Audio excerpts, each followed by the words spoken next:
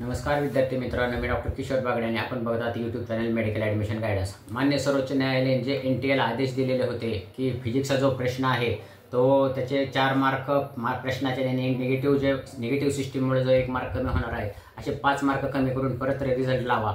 तर तसा result NTA लावलेला आहे आणि तो तुम्ही त्या वेबसाईटवर जाऊन बघू शकता आणि त्याची ऑथराइज लिंक आलेली आहे। तर ह्याच्यामध्ये रिझल्टमध्ये झालेले महत्त्वाचे बदल मी तुम्हाला सांगतो। तुमचा क्वालिफाइंग क्रायटेरिया कमी झालेला आहे। आता पहिल्यांदा ओपनसाठी होता 164, आता 162 आलेला आहे, म्हणजे 2 मार्कांनी कमी झालेले।